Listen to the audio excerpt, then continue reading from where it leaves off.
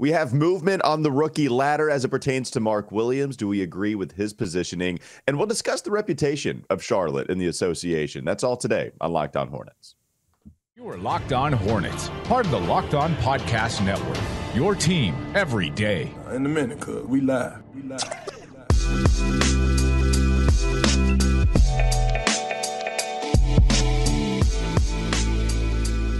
It's Locked On Hornets, part of the Locked On Podcast Network. It's your team every day. Thanks for making us your first listen. We're free. We're available anywhere you get your podcasts. That includes YouTube. Follow me on Twitter at Walker Mail. You can also catch me on WFNZ Sports Radio 92.7 FM from 12 to 3 p.m. Eastern Time. And read Doug's Substack, Every Hornets Boxscore, on everyhornetsboxscore.com. I did want to say this real quickly before we jump in, Doug. I'm going to have to present to a class tomorrow. Oh, wow. And it's going to be for career day. Okay. And should I advise them? should I advise them to get involved in a daily podcast about a team that has not ever appeared in their league's conference finals? Should that be advisable or should that not be advisable? What do you think? God, no, Okay. I would not. Don't choose this. No, you have to be Billy Madison and just grab them by the cheeks and just stay with whatever team other than the Hornets as long as you can. No, we do this because we have no other choice. Because one day we watched, and I mean this in a good way, we watched the Charlotte Hornets and we fell in love. And when you fall in love with a team, there's no going back. There's no going back. Look, we're doing this because something inside of us, deep inside of us, drives us to do that. But I would at this point, now there may come a time in the future after they draft Victor Wembanyama that I do then advise all children, men, women, and people of all stripes that you should choose to be a Charlotte Hornets fan. But right now, I can't advise that unless you absolutely feel the calling. You feel the buzz, you hear the buzz, and you follow the buzz. So if that's the case, right, if Wemby is the key, then I will make sure I teach that in the class tomorrow to a couple of different groups of children. And Victor Wembanyama coming over to Charlotte would be the key to unlock everybody's fandom, to bring in the casual NBA fan. And I'm not sure if that's going to happen. Nobody's sure if that's going to happen, but we can believe. We can put positive thoughts out there into the universe. The problem is the national NBA podcasts are not. Doug, one thing I've wanted to talk about, look, I love Zach Lowe and I love the podcast. I listen to the Bill Simmons pod. There's plenty of national NBA pods that I listen to, NBA coverage, whatever. But the Charlotte Hornets have been coming up in just mentions here and there. They're not the topic of conversation, but they're brought up in a sense of, tanking, teams towards the bottom.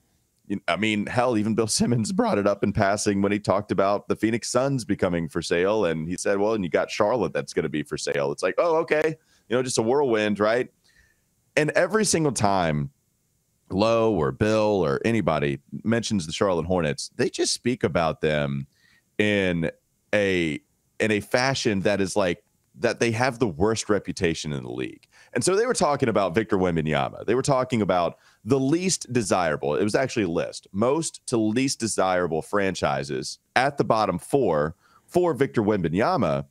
And I think it was on the Low Post podcast, but they had Charlotte number 4, both of them. I forget who the other, I think it was Bill and Zach on a crossover, whatever. But they had, both of them had the Hornets at number 4. Before we start to dive in a little bit more, I'll ask you, do you agree with that? When you consider Houston, Detroit, San Antonio, and Charlotte, do you think that the Hornets are the least desirable destination for one Victor Wembanyama, Scoot Henderson, anybody being drafted into the league? Not if they want to win as soon as possible. I mean, I think of those 4 teams, Charlotte is best suited to compete faster than any of those other teams that have been. Look, I mean, the Hornets haven't exactly leveraged, veteran savvy and veteran talent to make a run yet. I mean, they still are youth laden, but youth laden in a way where there has been a group of young players that have played together for a long time now, relative, to the NBA lifestyle. And I think they are most poised to win as soon as possible. So I would say no. I would actually put them as one of the most desirable locations, and I think it speaks to how they're defining that. And I think it seems like they're not defining it in terms of just real basketball terms. They're defining it as what kind of front office do you want to work with? What kind of ownership do you want to be a part of as a rookie, as a player? And they don't look kindly on the ownership style and decision-making of Michael Jordan. And I don't think they look kindly on the front office and the decisions that they've made over the past several years. Yeah, 100%. Like, I think that's it too. Just when you're talking about least desirable versus just maybe what team you would rather be the GM of, I think there's so much of looking at Houston. You do have a lot of young talent. They're a dumpster fire. I mean, that's something that has been acknowledged by multiple reporters, but they're a dumpster fire. And so you have guys and analysts that are saying, you know what? It sounds weird. I'd actually choose Houston. I'm actually not surprised, because the typical way of thinking here is that you only have young players that are first-round picks on the roster. And this goes back to something we've talked about quite a bit. 0 veterans that are going to be a part of the future, either long-term or at least within the next 2 years. And you view that with some kind of flexibility. With Charlotte, I understand why you would view their payroll as a detriment to their team. 100%. You don't like Terry Rozier's contract. I get it. Gordon Hayward signing for $30 million a year. It's an expiring one, but I get it, right? At the same time, I think Gordon Hayward, with a bunch of young players, at least on the court, vocally he's not the leader, but at least on the court, Gordon Hayward would fit exactly with a young nucleus of players. Like, he'll do whatever you want, and he can actually bail you out in some situations. With Terry, okay, maybe that's not the best thing in the world, but you also have PJ Washington, who you can ask to do a bunch of different things in a minor role if your goal is to have the younger players like LaMelo, like Victor, Scoot, whoever, jump above everybody else on the hierarchy as far as their star potential. I mean, the thing is, man, you got to have vets. I mean, you got to have at least some when you're talking about trying to get out of the basement. And I think that's why Houston might be struggling. And we'll see what happens with Detroit, who the Hornets play tonight. But Detroit, man, they do not have a whole bunch of veterans on their squad. No, but I'll tell you what those three organizations do have, and that's institutional memory of what it takes to win a championship, or at least two of them do. And then Houston has, routinely been in a conference finals for many years during the James Harden era. So they all have institutional memories of what it takes to get to that level of competition. The Hornets don't. and that That's goes correct. For the entire history of the franchise, not just this little block of Michael Jordan ownership. And so I think that plays to their point. I think the other thing you can look at is willingness for a front office / ownership group to actually spend what it takes to get to that level. And there has just been zero evidence. In fact, there has been evidence to the contrary that this organization is willing to take the risks that are necessary. They are risk. You are not going to be guaranteed, if you spend a bunch of money, that it's going to result in a conference final appearance or a finals appearance. But they haven't proven that, and they haven't taken those risks. And some of those other organizations have done so in the past. And so I think when you view it through that lens, it starts to make a little bit of sense. But from a basketball perspective, pairing him with LaMelo Ball would be the ideal scenario among all of those teams. That nobody has a LaMelo Ball on any of those teams, okay? Just flat out. I mean, don't give me Cade Cunningham. I haven't seen enough. Get out of here with that, okay? So that would be my argument, that it's actually, and I would say fan base too. I really feel like there is a hidden fan base in Charlotte that wants to love this team. If the team will allow them to be, because you look at Charlotte FC, right? Look at the fan response to that organization. And I look at that and I go, man. And then whenever the Hurricanes get going, Charlotte rises up for a team that plays in Raleigh in a special way. Like, this city is ready to support the Hornets if the Hornets will allow them to support by actually investing in what it takes to win. Yeah, and what I don't want to get twisted here is that I have some vendetta and anger towards Lowe or anybody bashing the Hornets and saying, you guys don't know what you're talking about. Because the thing is, the reason I'm so interested in exploring their thoughts about it is because they do know what they're talking about, more so than anyone as far as their connections go, which leads me to your point and something we've talked about off air a million times. It's that the front office, ownership, the authority, the highest of authority figures within this organization are not highly thought of. And that is the reason as to why no one has the Hornets number one in the bottom four. I'm also not naive. Well, San Antonio, one of the best organizations in certainly NBA history the last 20, 30 years. Detroit, you know, ups and downs, certainly on a down right now, but the thought is that they're going to go up with Duren, Cade Cunningham, Jaden Ivey looks really good lately. And you're right about Houston, even though it's been rocky for them as well.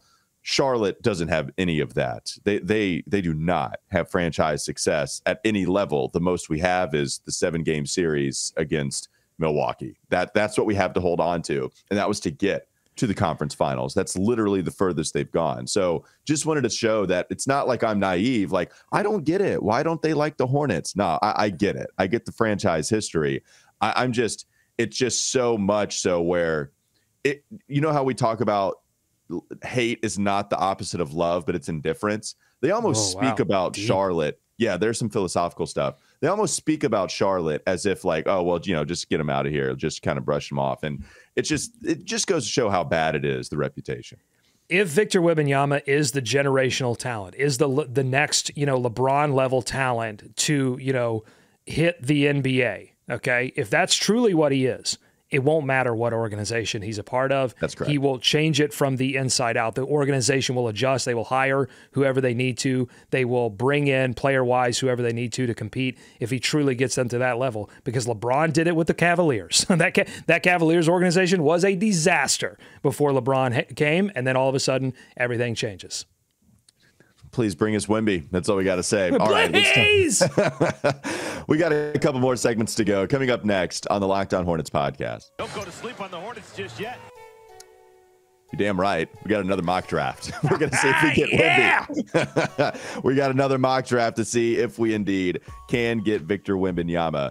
But not before a message from Nissan Aria. This episode is brought to you by Nissan Aria. And Nissan's most electric player of the week is brought to you by that all-new, all-electric 2023 Nissan Aria model that we're talking about.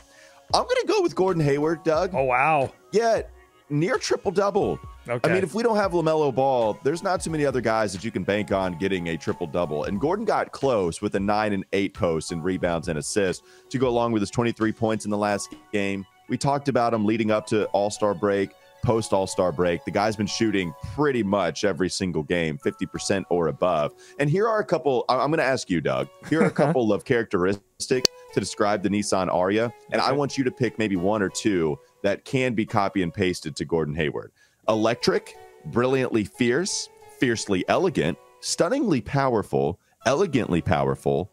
Which one of those are you thinking that could attribute to Gordon Hayward? I'm going to do a little Mad Lib. I'm going to pick a couple words. I'm going to go brilliantly elegant, and I'm particularly going to call out his signature move, which is that drive into the lane and then the spin fadeaway jump shot. That's brilliantly elegant. That's a fourth quarter shot, tough shot that you have to hit to win playoff series. Now the Hornets are nowhere near that right now, but he does hit that shot, and when he's on, it's brilliantly elegant. I agree. Elegant needed to be a part of that, and so I'm glad you went that. I'll go stunningly powerful too, because you got to have some power. It's a combination. It's the delivery on duality for Gordon Hayward, a combination of fierceness and elegance. Beautiful, especially with the hair, but strong is one Gordon Hayward. The 2023 Nissan Aria packs pin you to your seat power and premium intelligence all in one EV. The all-new, all-electric 2023 Nissan Aria, the EV for people who love to drive. Shop now at nissanusa.com. More to come on Locked On Hornets.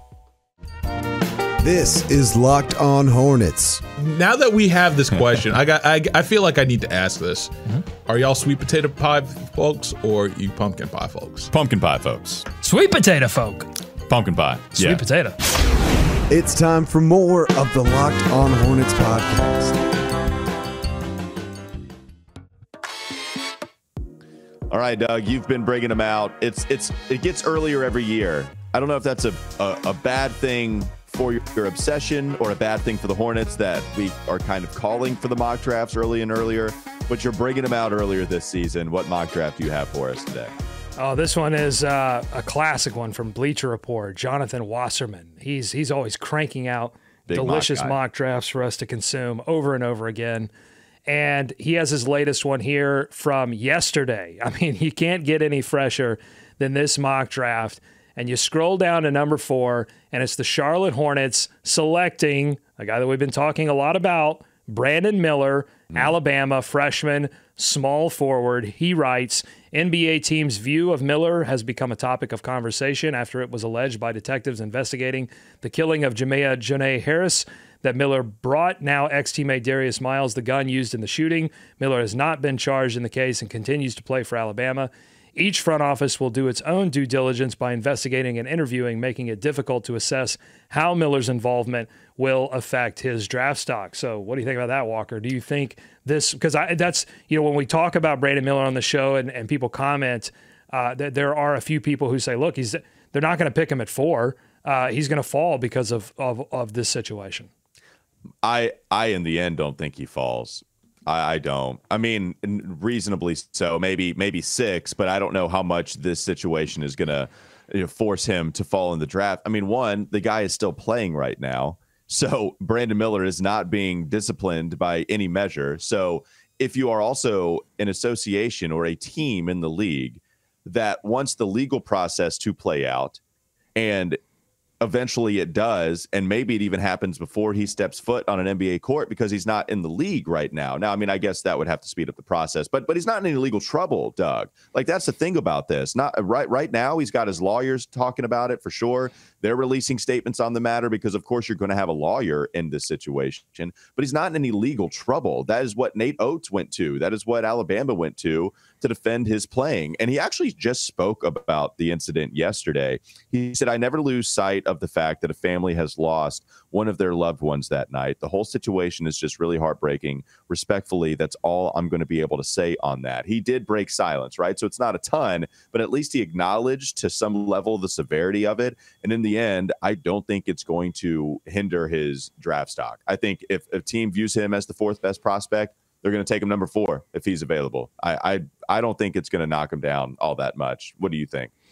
I don't think so either, but I wouldn't discount him getting into the room face-to-face with an organization and that being the determining factor. Because I think on the court, I mean, Jonathan Wasserman writes here, on the court, there are fewer question marks about him, right? I mean, You see the shooting, you see the talent, you see the size, and or the length at least, and you go, okay, this is the build of a player that can really have a big impact on the court.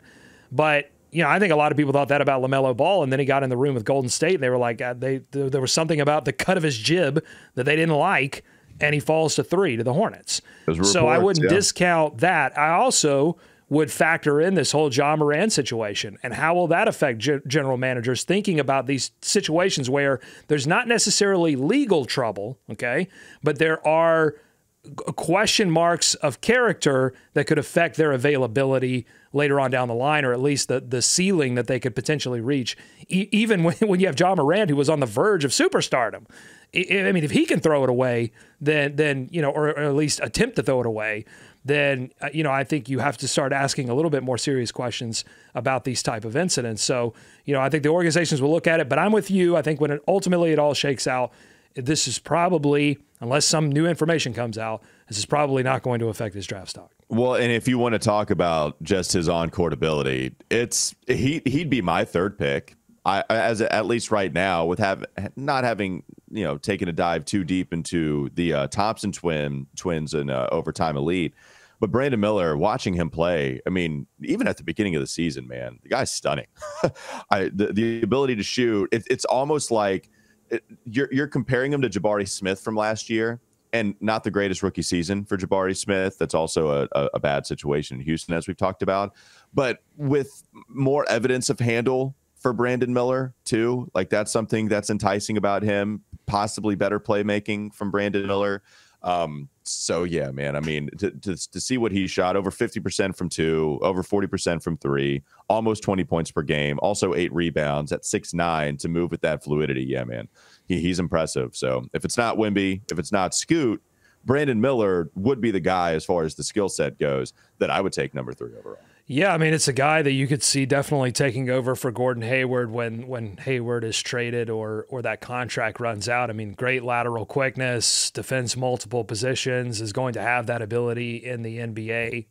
Obviously, question marks about strength, that'll take care of itself over time. And then I think it seems silly, but I think general managers are obviously going to question, how high do you take someone that is a little bit older than some of the other prospects? It's so weird that we ask these questions. Like, there's a huge difference between a 19 and a 20-year-old, but that's where we are in draft land. So look, and I think some of the criticisms about Miller's on the court stuff are really about people questioning whether he can become a superstar. And it's like, well, can we just hold on a second? Let's just see if let's just evaluate his game on whether he can play well or not. And I think anytime you watch him, you go, wow, this guy's got something. I don't know if it's the complete package, but why has that got to be the bar if you're selecting him at 4? Well, but I think too, you have some of that leftover evaluation from Smith from last year from Auburn, because you have the height and you have the crazy shooting ability that is going to be a skill you think immediately translate as soon as he steps onto the court. It didn't really happen with Smith, and he's not really helping you a whole lot anywhere else right now, So, and I wonder just how much, because it's so fresh, because Jabari Smith goes to the league and it's not working out, how much Brandon Miller might be a little bit of a victim in the way we think. I don't think it's going to make him any type of example as far as, getting drafted lower, right? But I do wonder just the discourse around him, if we're going to apply what we see from Jabari Smith to Brandon Miller with his on-the-court play. Did you mention his, I was looking something up, did you mention his 3-point stats? That because Wasserman has it right here. I just want to blow people's minds really quickly if they haven't. Well, I just said he shot 40%, but you can talk about volume and all that. Well, yeah, that's the crazy stat. It's 42.4% on 7.2 3-point attempts per game. Like, that's nuts. That's crazy. All right, do you want to hear the other first-round pick that the Hornets have, what Wasserman has them taking? Or who Wasserman has them taking? Yeah, let's hear it. All right, this is at 28. The Hornets select, according to Jonathan Wasserman of Bleacher Report, Kyle Filipowski from Duke. Oh, I didn't mean to laugh at that. Hold on. Yes. I meant to hit the fanfare. I'm sorry. Not a fan. Yeah, Kyle's been impressive. If you watch that North Carolina game, it didn't matter who they threw on him. They threw size at him and Armando Bacot. Filipowski's too mobile for Armando. Granted, Armando not the greatest defender, especially in space. But then they put Leaky on him. Leaky is an all ACC defender this year, and Kyle Filipowski got the best of him. I think maybe they threw Puff Johnson on him. It just didn't matter in this last North Carolina game. I was looking at his stats yesterday because on Wes and Walker, we were discussing ACC Player of the Year candidates and whether Isaiah Wong was the right fit. It was really tough to pick a guy. But Fiddy, our producer, he chose Filipowski. And he's going to be, I think he's the highest draft prospect of any of the ACC players, if I'm not mistaken. I don't think there's anybody that's projected to go higher than what Filipowski is, unless you talk about his Duke teammates, Dariq Whitehead and Derek Lively, who were high prospects coming into this college basketball season. I like his game. The shooting, not great at 27% from 3, if I'm not mistaken, but it's there, right? Like, I think Kyle Filipowski has that ability in the future to be a good 3-point shooter. And so he's got enough of a handle to where I think he can, play on the perimeter. I like Kyle Filipowski. As a second first-round pick, I'd be totally cool with that. Yeah, woof. Rough year for the ACC. Like, when is the last time? I mean, it's probably going to be like 2 years ago or something crazy, but it just feels like it's been a while since an ACC player has not been selected in the top 10, but that's virtually guaranteed. In this mock draft, Dariq Whitehead is the first player taken from the ACC at number 18 by the Knicks, and then next is Filipowski. That's crazy. Yeah, I mean, it's going to be the Duke guys. And Duke even had a good season for the most part. They had a little bit of a blip in the middle, but for the most part, they had a good year. And yet you would still say 2 of the 3 guys were underwhelming as hell, especially Lively being the number 1 guy coming in. But yeah, I would like Filipowski as your second pick in the first round. All right, one more segment to go. Coming up next on the Locked On Hornets podcast. Don't go to sleep on the Hornets just yet. We've got the Pistons game tonight. We'll give you a preview of that. And Doug just has some anger about the Pistons. So back-to-back games, Knicks, Pistons. Doug will vent about another matchup, what seems like the millionth matchup against Detroit. This episode is brought to you by Built Bar. If you're looking for a delicious treat, but don't want all of the fat, you don't want all the calories, then you got to try a Built Bar. I know the holidays, they're just now being over with, right? It's going to be a while before you get to another holiday. And so maybe you want to eat healthy. You got to try Built Bar if you want to do that. Healthy is actually tasty with Built Bar. They're all covered in 100% real chocolate. They come in fantastic flavors, and they're low in calories, they're low in sugar, but they're high in protein, and they're high in fiber. Plus, you don't just have to go to Built.com anymore to get a box of Built Bars. You can go to Walmart, you can walk to the pharmacy section and grab a 4-bar box, or you can go to Sam's Club and grab a 13-bar box if you want to buy in bulk. Again, you can still shop the old-fashioned way. Built.com, B-U-I-L-T, Built.com, and get a box of Built Bars today. More to come, Locked On Hornets. Yeah, it's interesting. As we were just talking about the mock drafts, we'll get to the Detroit Pistons matchup in just a moment. But if you look at the ACC, you were talking about how it was a down year, Doug. And like that's been the argument. Jeff Capel got mad at the ACC network for asking questions like, is it a down year in the season? And there have been ACC diehards that have defended it. And look, it's certainly not as top heavy. I think you do have quite a bit of teams that are in the middle. But that's an interesting way to look at it. The talented players who are not being selected in the top 10, because you do view historically the ACC as the most dominant basketball conference, maybe the Big East back in the day too, but the ACC, that's the one.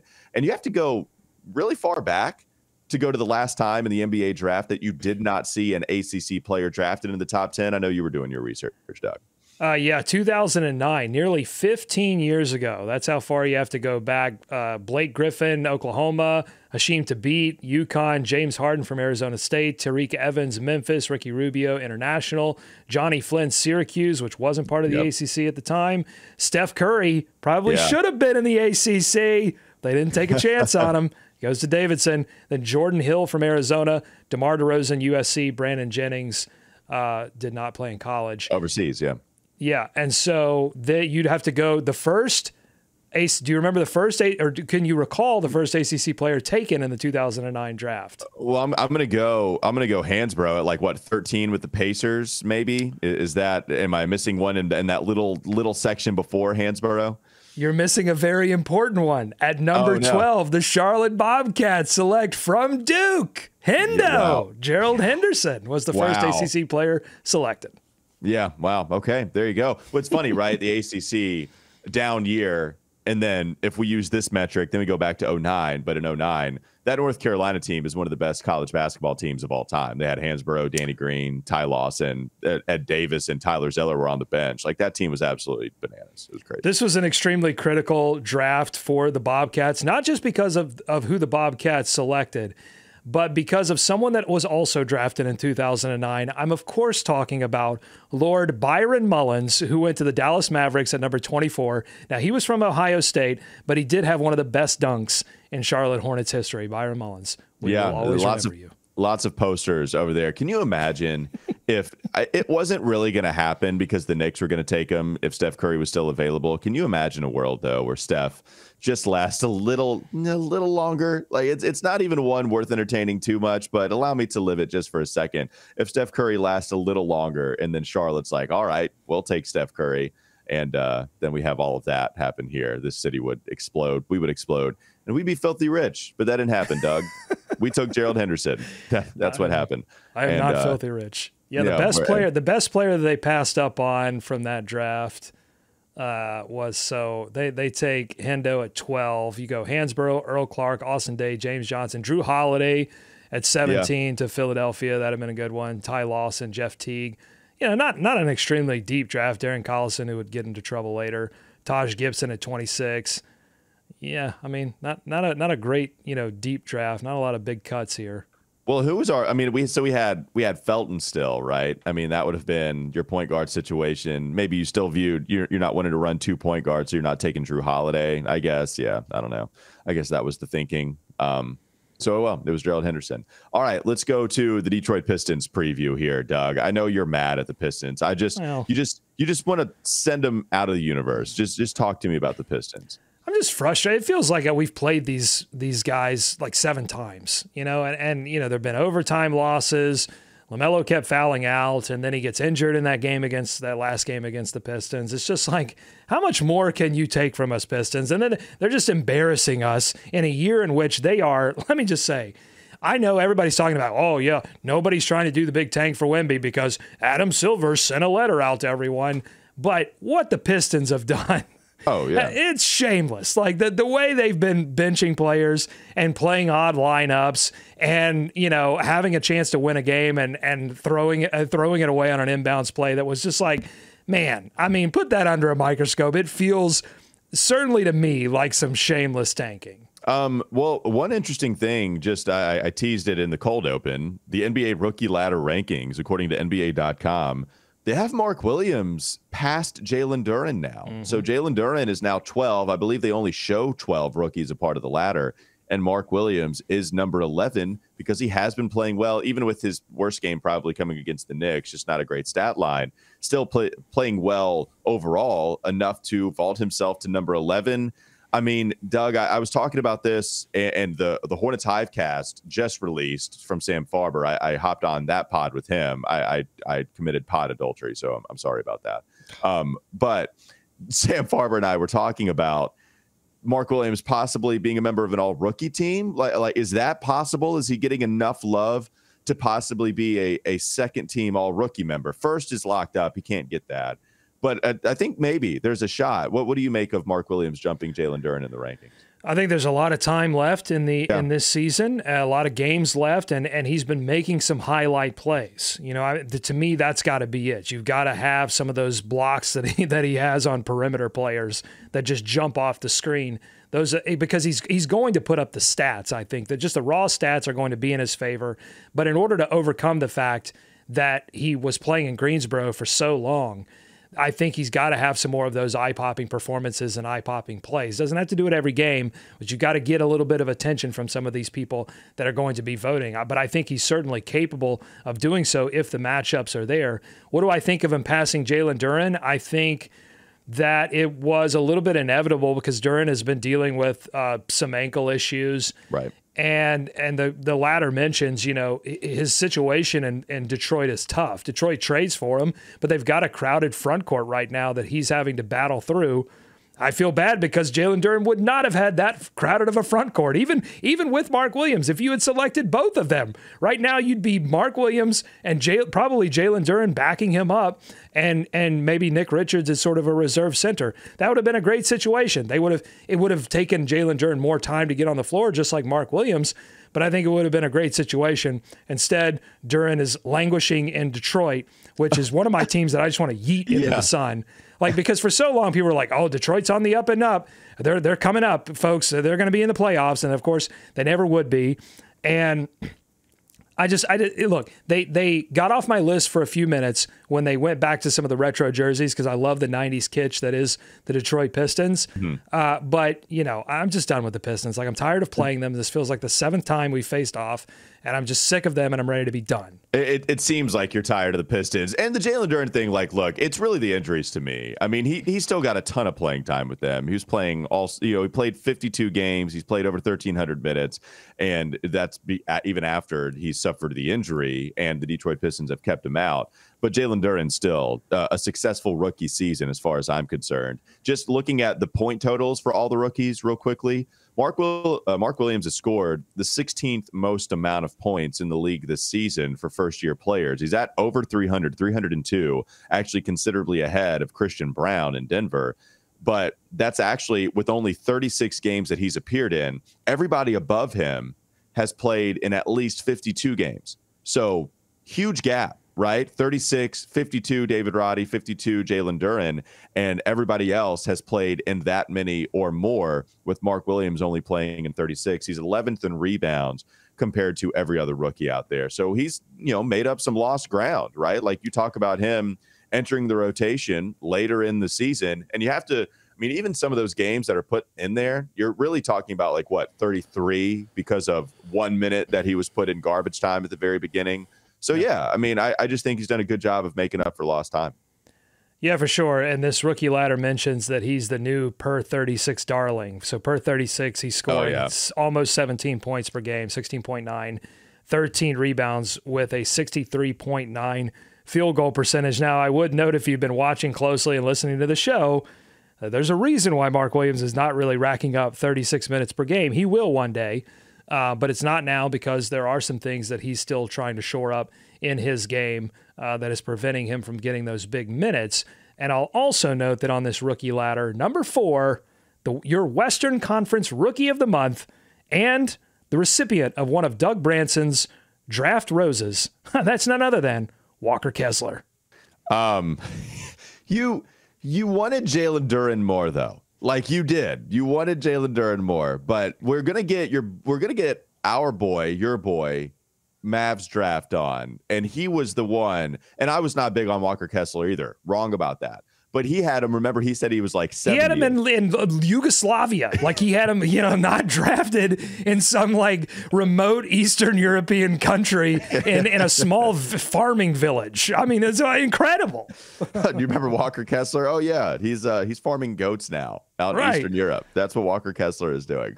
By the way, Jalen Williams, though, if we're gonna brag about our draft darlings from last year, Jalen Williams is just insane. He's just yes, that's what I wanted to hear. Thank you. All this Walker Kessler talk, every chance you get, Walker Kessler Rose, yada, yada. I just want to say I love Jalen Williams. And we don't have to remember the fact. Who did I get wrong? Who was somebody that I was just so wrong about? I mean, Kessler, for not being in on him. I don't know if there's anybody that I loved that is not playing well, though. So we'll see. There's still plenty of time for us to be wrong. That'll do it for Locked On Hornets. Thanks for making us your first listen. We're free and available anywhere you get your podcast. That includes YouTube, by the way. Make sure you make Game to Game your second listen. Catch that Odyssey, YouTube, again, wherever you get your pods. Game to Game NBA is where you can catch analysis on every contest throughout the association. Have a great rest of your day. We'll be back with you tomorrow. There's always time to get it wrong. Mm-hmm.